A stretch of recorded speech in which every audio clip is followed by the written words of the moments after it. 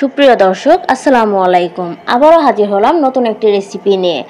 আজকে আপনাদের সাথে শেয়ার করব বিকেলের নাস্তায় দারুণ মুচমুচে আলুর খাস্তা পুরি।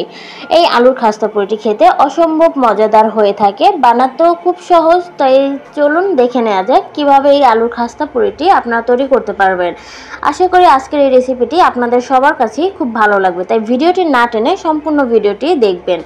আর যদি ভিডিওটি ভালো লেগে থাকে তাহলে একটি লাইক দিয়ে দিবেন। তো চলুন শুরু করা যাক। আমি এখানে প্রথমে একটা বাটিতে কিছুটা পরিমাণ ময়দা নিয়ে নিলাম, দিয়ে দিলাম সামান্য পরিমাণে লবণ, দিয়ে দিলাম হাফ চা চামচ বেকিং পাউডার ও দিয়ে দিলাম রান্নার তেল। দিয়ে আমি সবগুলো উপকরণ খুব সুন্দর করে হাতের সাহায্যে একটু মিক্স করে নিব। এমনভাবে মিক্স করতে হবে যাতে মুঠ করলে এরকম একটা দলা পেকে যায় এবং ছেড়ে দিলে খুব সহজেই ভেঙে যায়। তো এবার আমি অল্প অল্প পানি দিয়ে খুব সুন্দর একটা সফট ডো তৈরি করে নিব।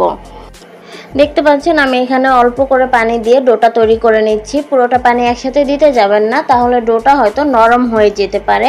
তাই অল্প করে পানি দিয়ে একটি ডো তৈরি করে নিতে হবে। দেখতে পাচ্ছেন আমার ডোটা কমপ্লিট। এবার আমি আপনাদেরকে আরও ভালো করে একটু মথে দেখাচ্ছি যে এটা কতটা সফট হয়েছে। তো এরকম একটি ডো তৈরি করে এটাকে রেস্টের জন্য রেখে দিতে হবে 30 মিনিটের মতো। হাতে যদি সময় থাকে তাহলে আপনার চাইলে 1 ঘন্টার মতো এটাকে রেস্টে রাখতে পারেন। এবার আমি পুরের জন্য নিয়ে নিলাম আলুটাকে প্রথমে আমি সিদ্ধ করে এখানে ম্যাশ করে নিয়েছি। এবার দিয়ে দিব পেঁয়াজ বেরেস্তা।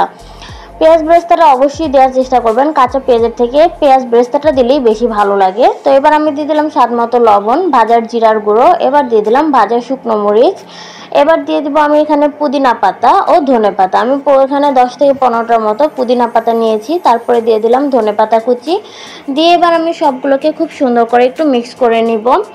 এই আলুর পুরে আপনারা অবশ্যই পুদিনা পাতাটা দেওয়ার চেষ্টা করবেন, তাহলে এর থেকে যে একটা স্মেল আসবে এটা আপনাদের কাছে খুবই ভালো লাগবে আশা করছি।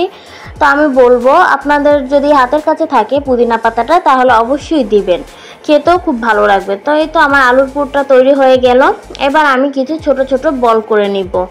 আলুর পুরটা আমার মেখে নেওয়া হয়ে গেছে, দেখতে পাচ্ছেন খুব সুন্দর করে আমি মেখে নিয়েছি। এবার আমি খুব সুন্দর করে ছোট ছোট বল করে নেব। আমি যে কটা পুরি তৈরি করব আজকে আমি ওই কটা বল তৈরি করে নিচ্ছি।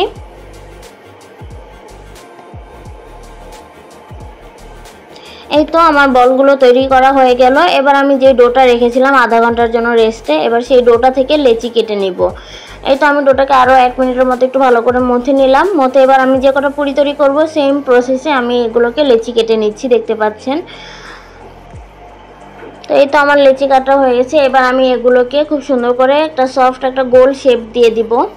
দেখতে পাচ্ছেন আমি কিভাবে করছি। তো এইভাবে আমি সবগুলো লেচি তৈরি করে নিব। এই তো আমার লেচিগুলো কমপ্লিট। এবার আমি আপনাদেরকে একটা করে দেখাচ্ছি। আজকের এই পুরিটা কোনো রকম বেলা ছাড়াই আপনারা তৈরি করতে পারবেন হাতের সাহায্যেই। তো দেখতে পাচ্ছেন আমি কিভাবে একটি ডো তৈরি করে নিয়েছি। প্রথমে হাতের সাহায্যে কিনারাগুলো মেলে দিয়ে তার ভিতরে একটি আলুর বল ঢুকে এবার আমি সাইড থেকে মুখগুলোকে এভাবে ঘুরিয়ে ঘুরিয়ে আটকিয়ে দিলাম।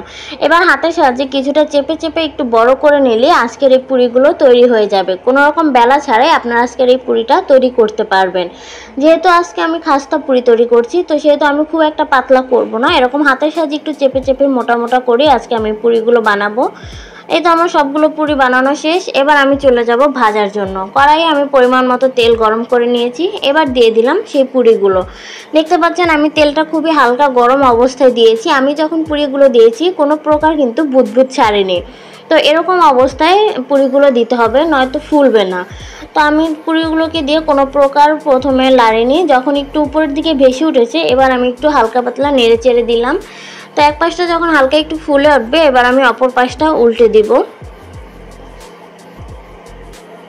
তো এভাবে একটু সময় নিয়ে পুরিগুলোকে ভাজতে হবে। পুরিগুলোকে ভাজতে মিনিমাম 4 থেকে 5 মিনিটের মতো সময় লাগতে পারে। দেখতে পাচ্ছেন পুরিগুলো কতটা ফুলে উঠেছে। এভাবে অল্প আঁচে এটাকে ভাজার চেষ্টা করবেন, কখনই হাই হিটে ভাজতে যাবেন না, তাহলে পুরিগুলো ফুলবে না। এটাকে আমি আরও 2 থেকে 3 মিনিটের মতো সময় নিয়ে গোল্ডেন ব্রাউন করে ভেজে নিব। আপনারা আপনাদের পছন্দ কালার অনুযায়ী নামিয়ে নিতে পারেন। তো এরকম যখন গোল্ডেন ব্রাউন হয়ে যাবে তখন আমি এটাকে তুলে রেখে দিব। আমি আরেকটু কালার আনার জন্য 2 মিনিটের মতো উল্টে পাল্টে দিচ্ছি, দেখতে পাচ্ছেন। এটা যদি আপনারা অল্প আঁচে ভাজেন তাহলে এটা অসম্ভব মুচমুচে হবে, আর যদি আপনারা খুব সহজেই তাড়াতাড়ি ভেজে নামিয়ে ফেলেন তাহলে এটা অতটাও মুচমুচে হবে না। তো আমার পুরিগুলো তৈরি করা হয়ে গেল, এবার আমি আপনাদের সাথে পরিবেশন করে দেখাবো যে দেখবেন কতটা অসম্ভব সুন্দর হয়েছে এবং মুচমুচে হয়েছে। এবার আমি আপনাদের সাথে একটা ভেঙে শেয়ার করব। দেখতে পাচ্ছেন আমি ভেঙে দিচ্ছি। ভিতরের পুরটা চারপাশে খুব সুন্দর করে ছড়িয়ে রয়েছে, আপনারা দেখতে পাচ্ছেন কতটা সুন্দর দেখাচ্ছে। তো আজকের এই রেসিপিটি যদি আপনাদের ভালো লেগে থাকে তাহলে ভিডিওতে একটি লাইক দিয়ে চ্যানেলটিকে সাবস্ক্রাইব করতে ভুলবেন না। দেখা হবে পরবর্তী নতুন কোনো ভিডিও নিয়ে, ততক্ষণ পর্যন্ত সুস্থ থাকুন, ভালো থাকুন, আল্লাহ হাফেজ।